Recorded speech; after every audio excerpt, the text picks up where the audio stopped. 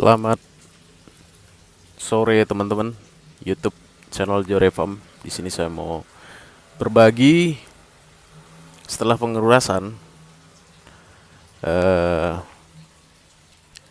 kolam kita yang beberapa hari lalu itu ada berbusa. Saat ini saya kasih pakan sangat sedikit sehingga kotoran di sini teman-teman. Ini safe filter saya nih, ya. Kotoran di sini juga sangat sedikit ya. Ini hampir 2 hari nggak saya kuras karena kolam saya begitu bersih ya, jernih. Teman-teman lihat sendiri di sana, kelihatan ya.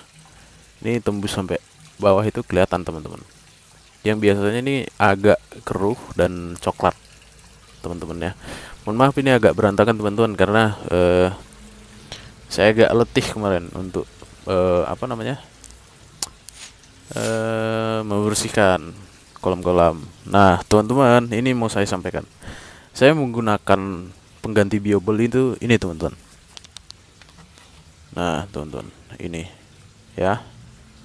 Jadi saya kumpulkan, saya beli di rongsokan. Ini kenapa saya tutup supaya nggak ada nyamuk, teman-teman. Ya. Jadi ini kemarin saya kurangin yang dari sini. Yang dari ini filter biologis ini. Pakai aerator, kita tutup supaya gelap. Dan ini juga filter biologis juga ya, pakai aerator juga. Dan itu samteng kita teman-teman. Nah, jadi penampakan seperti ini ya. Dan ada genset kita juga di situ sebagai pengganti listrik lah ya, generator kita langsung standby teman-teman ya. Jadi teman-teman, kendala kadang-kadang ya di sini adalah filter aja sih teman-teman. Jadi sistem ras ini cuman inilah kendalanya di di filter. Kalau misalnya filter kita bagus,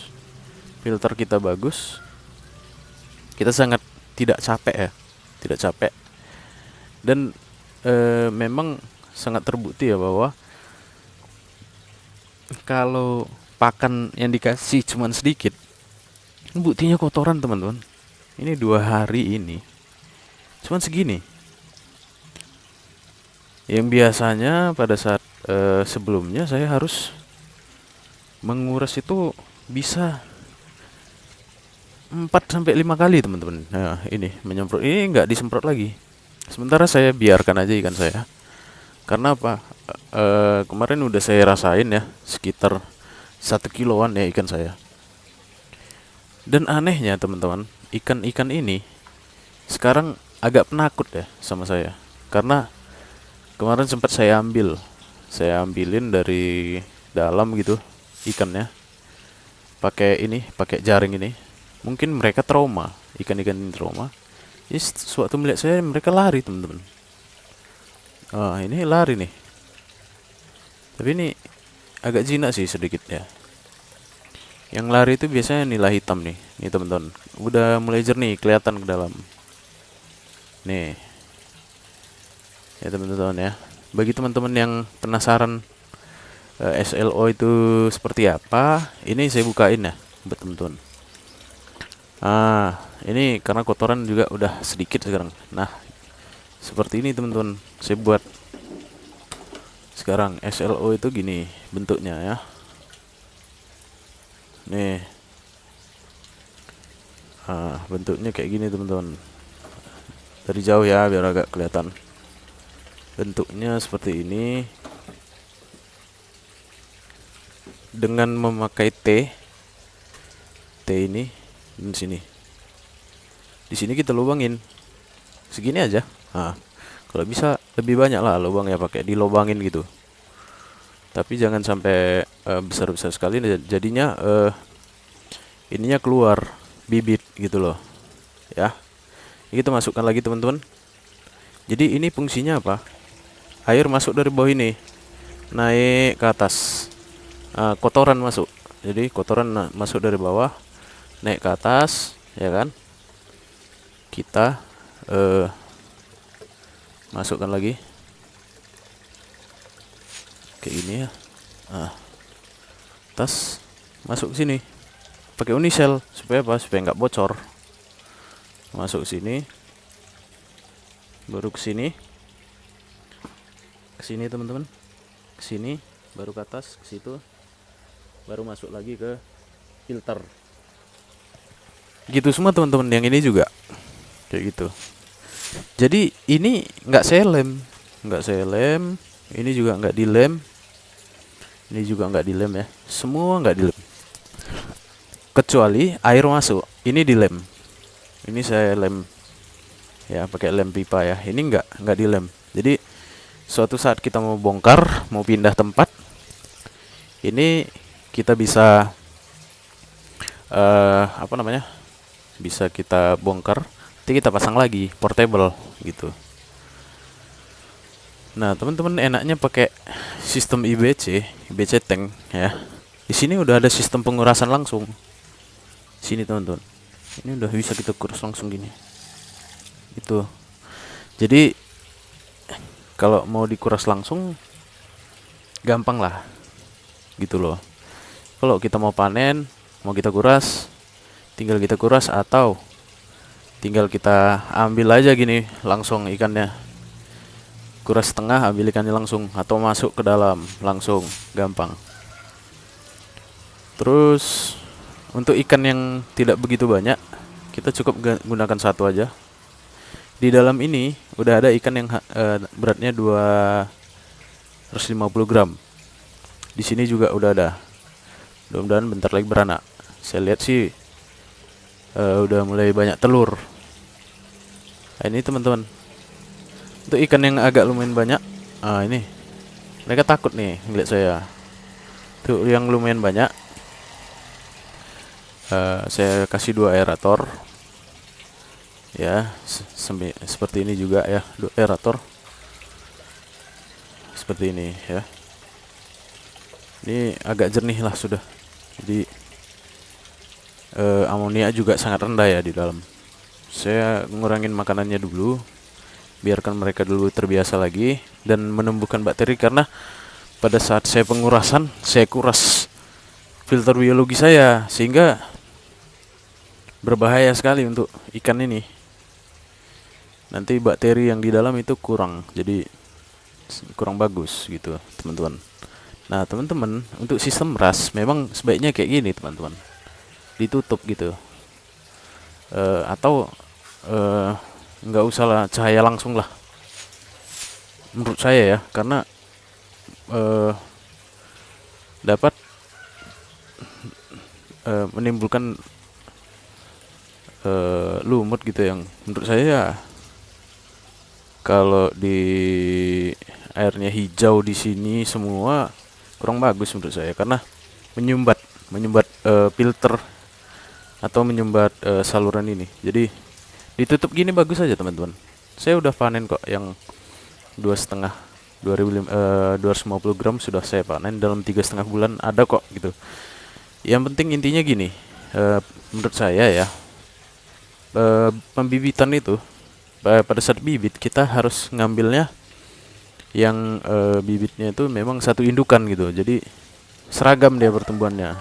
Seperti inilah, merah ini agak seragam sih gitu, tapi nila hitam ada yang besar ada yang kecil, karena bibitnya itu beda-beda gitu, beda-beda bibit. Mungkin ada yang dilahirkan dari yang masih kecil gitu, indukan masih kecil. Jadi tentuan kita harus sedia genset ya kalau untuk ini kolam ikan ini memang agak besar ya gensetnya, tapi irit.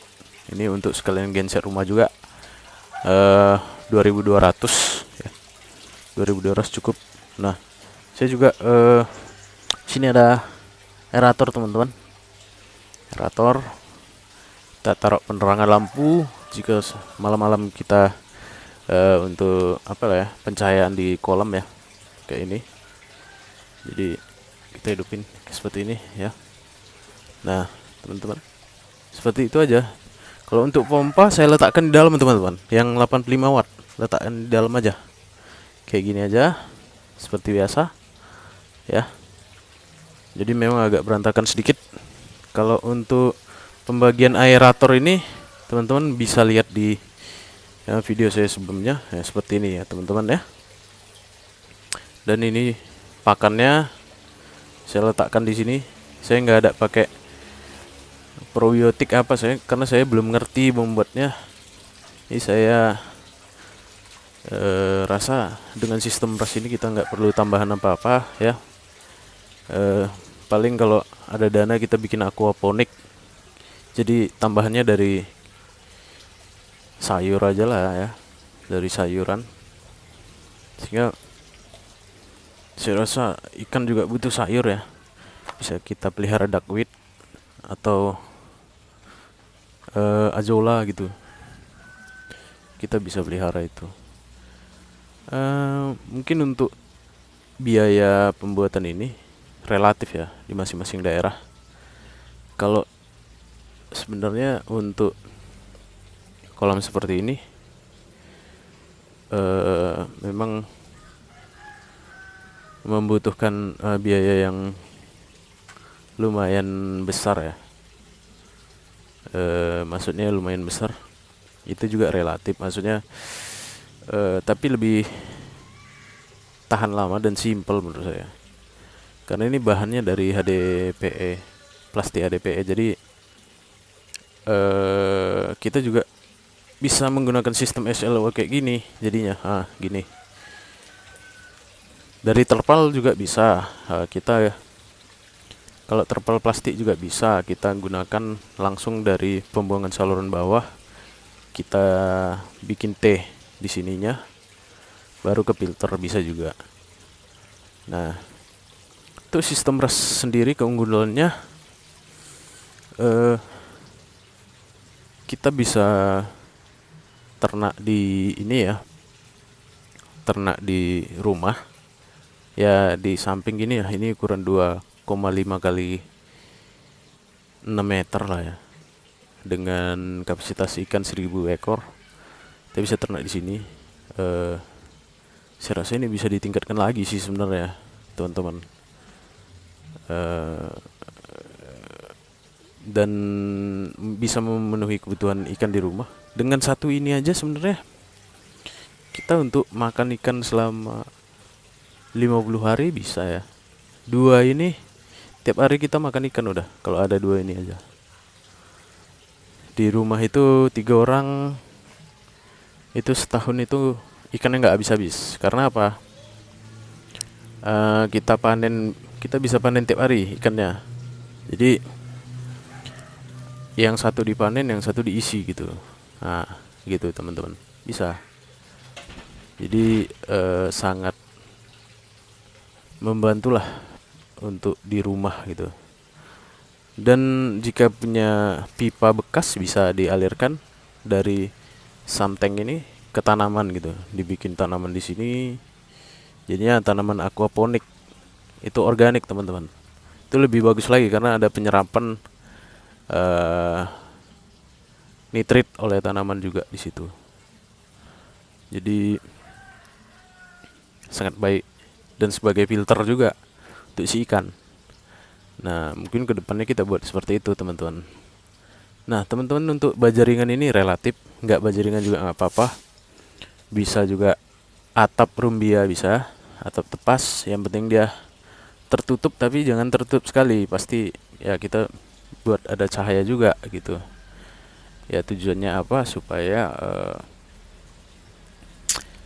dia nggak langsung kena cahaya matahari dan nggak terlalu banyak lumut. Paling ada lumut pun di atas ini aja gitu. Jadi nggak menyumbat ke saluran lah gitu ya. Dan memang lumut-lumut ini pun dimakani sama ikan sebenarnya gitu teman-teman. Tapi saya lihat biasanya juga sistem ras ini nggak hijau kok airnya, karena dia difilter ya. Dan menurut saya ya, untuk kita hobi ya, listriknya nggak terlalu berpengaruh lah ya, nggak terlalu berpengaruh, nggak terlalu banyak. Saya rasa itulah kelebihan-kelebihannya. Ini saya udah 2 hari ini makan ikan nila. Cuman yang nila merah saya nggak panen karena saya mau bikin jadi bibit. Tinggal kita taruh nanti sini terpal. Kita bikin terpal untuk pembibitan, jadi nanti kita dapat anakan lagi. Dapat anakan kita pelihara lagi. Kita juga bisa sekalian jual bibit anakannya. Seperti itu. Jadi prospek untuk ikan nila di rumah itu sangat menjanjikan. Mudah-mudahan teman-teman bisa jelas ya. Dan yang mau ditanyakan kasih tahu teman-teman. Ini biar saya jelasin di setiap video-video saya berikutnya. Nah, ini ada pembuangan. Ini juga ada pembuangan ya. Di sini. Ini kenapa ditutup supaya tidak menggenang, nyamuk tidak ada gitu loh. Gitu teman-teman. Nah, oke, hanya itu yang bisa saya sampaikan dulu sementara teman-teman. Mudah-mudahan video ini dapat bermanfaat buat teman-teman dan semua rakyat Indonesia yang mau ternak nila. Mudah-mudahan kita semakin diberkahi di saat pandemi seperti ini. Oke, sampai jumpa teman-teman di video berikutnya. Terima kasih teman-teman.